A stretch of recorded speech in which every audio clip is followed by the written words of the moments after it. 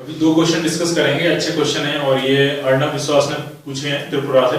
ठीक है, जो फर्स्ट क्वेश्चन उन्होंने पूछा है बंसल की शीट के क्वेश्चन है ये। तो कुछ सिचुएशन इस तरह से है कि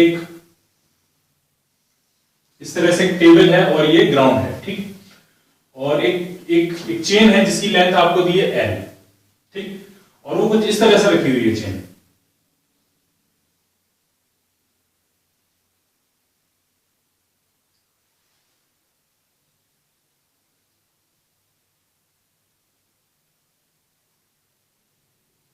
इस तरह से ये चेन जो है वो रखी हुई है, दो एंड है इस चेन के, एक एंड यहाँ पे है और दूसरा जो एंड है वो ग्राउंड को क्या कर रहा है, टच कर रहा है। ठीक है, सारी सरफेसेस वगैरह सब कुछ स्मूथ है। टोटल लेंथ चेन की कितनी है L, और ये जो हाइट दी है टेबल की ये आपको H दी है, ये H है। दूसरा एंड यहाँ टच कर रहा है और एक एंड यहाँ पे है A, इसको नाम दिया A और इसको नाम दिया B।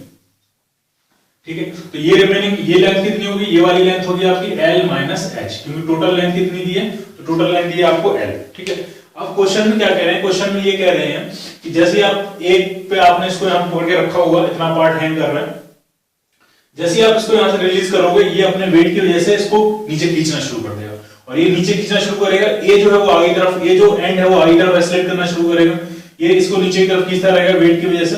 जो चेन एक्स्ट्रा आती रहेगी वो इस सरफेस पे एक्यूमुलेट होती रहेगी। ठीक है, यानी जितनी चेन यहाँ पे हवा में दिखेगी आपको, वो उसकी लेंथ हमेशा कितनी रहेगी, उसकी लेंथ हमेशा रहेगी H। ठीक है, जितनी यहाँ से स्लाइड कर जाएगी, मान लिया यहाँ से x नॉट स्लाइड कर गई, तो यहाँ पे x नॉट एक्यूमुलेट हो गई होगी सरफेस पे। ठीक है, और जो x नॉट का जो वेट होगा वो नॉर्मल रिएक्शन से बैलेंस हो गया होगा।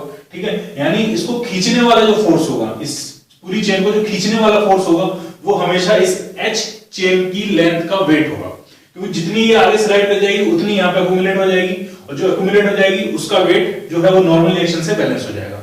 सिर्फ हवा में कितनी लटकी हुई है चेन, तो H लेंथ के बराबर चेन लटकी हुई है। ठीक, तो क्वेश्चन में ये पूछ रहे हैं कि जब ये पूरी स्लाइड कर जाएगी, मतलब जब ये A पॉइंट जस्ट यहां तक पहुंच जाएगा, उस पॉइंट पे, उस मोमेंट पे, उस A पॉइंट की वेलोसिटी कितनी होगी। ठीक है, वो हमसे पूछा गया। ठीक है, तो देखो आप जरा इसको, कोई ज्यादा मुश्किल नहीं है इसमें।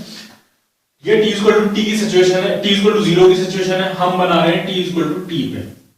t इक्वल टू t पे ये जो A पॉइंट है वो थोड़ा आगे स्लाइड कर गया है, मान लिया ये A पॉइंट यहां आ गया, चेन अब कितनी बची है, कितनी रह गई है। ठीक है, अब चेन जो यहां पर टेबल पे रह गई है वो मान लिया लेंथ कितनी है x। ठीक है, ये जो रिमेनिंग चेन रह गई है वो कितनी है x, कुछ चेन यहां पर एक्यूमुलेट हो गई होगी इस तरह से। ठीक है, और ये चेन नीचे की तरफ मूव कर रही होगी, इस मूवमेंट पे इसकी जो वेलोसिटी होगी वो होगी v।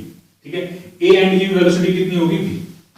क्लियर है? ठीक है, अब जरा इक्वेशन लिखते हैं। ठीक है, तो आप देखो इसको अभी भी नीचे की तरफ खींचने वाला जो फोर्स होगा वो सिर्फ इतनी जो चेन वर्टिकली हैंग कर रही है सिर्फ इसका वेट होगा, क्योंकि इस चेन का वेट यहां से लगने वाले नॉर्मल रिएक्शन से बैलेंस हो जाएगा।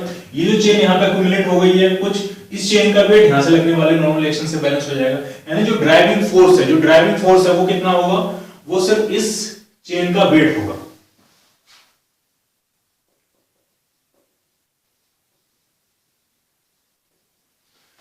टोटल लेंथ L थी, टोटल मास हम इसका M मान लेते हैं। ठीक, तो उस चेन का वेट कितना होगा, तो उसका मास कितना होगा, तो मास पर यूनिट लेंथ तो लीनियर डेंसिटी हो जाएगी, इसमें इसकी लेंथ H से मल्टीप्लाई कर लेंगे तो इसका मास आ जाएगा, और उसमें ग्रेविटी से मल्टीप्लाई कर देंगे तो इसका क्या आ जाएगा, वेट आ जाएगा। ठीक है, ये है ड्राइविंग फोर्स।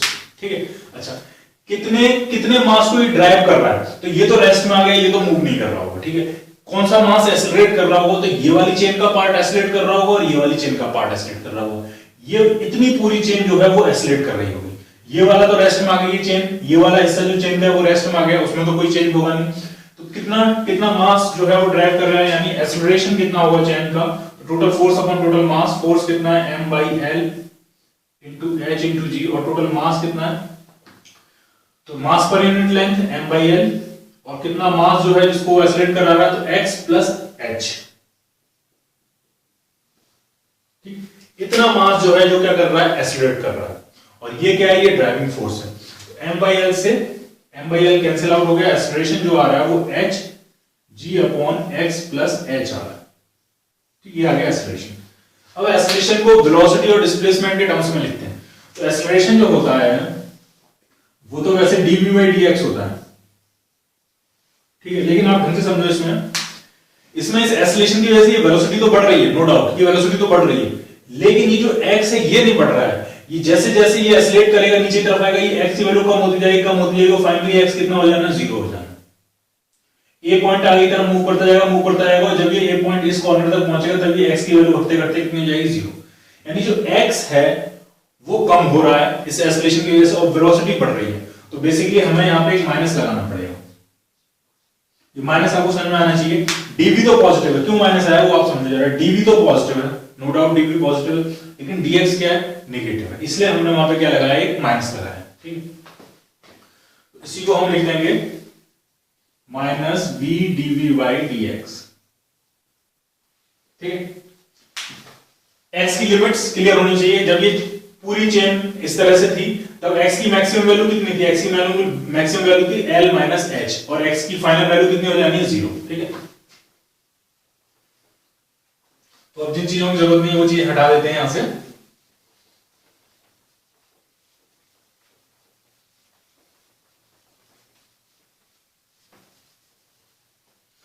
तो x एक तरफ लिख लेते हैं, तो hg into dx over x plus h equal to minus b dv। Integrate करते हैं, x की लिमिट, x की इनिशियल वैल्यू कितनी थी, l माइनस h से लेकर फाइनल वैल्यू कितनी है, 0। इनिशियल वेलोसिटी 0 होगी, सब कुछ रेस्ट से स्टार्ट हुआ है और फाइनल वेलोसिटी भी आपसे पूछी गई है, ठीक है।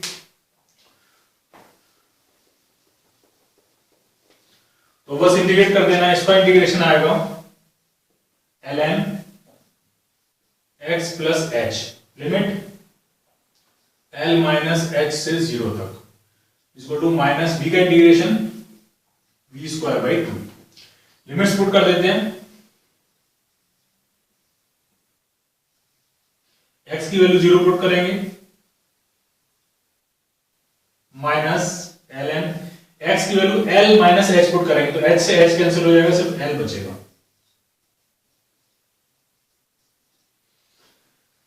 तो ये आपका आ गया hg ln 2b इधर ले आते हैं 2hg, ये हो जाएगा ln h अपॉन l, ठीक है। ये कितना हो जाएगा h अपॉन l, लेकिन अगर हम ये माइनस इंक्लूड कर लें इस तरफ तो होना चाहिए ये तो बन जाएगा प्लस और ये बन जाएगा माइनस, तो ln l अपॉन h हो जाएगा ये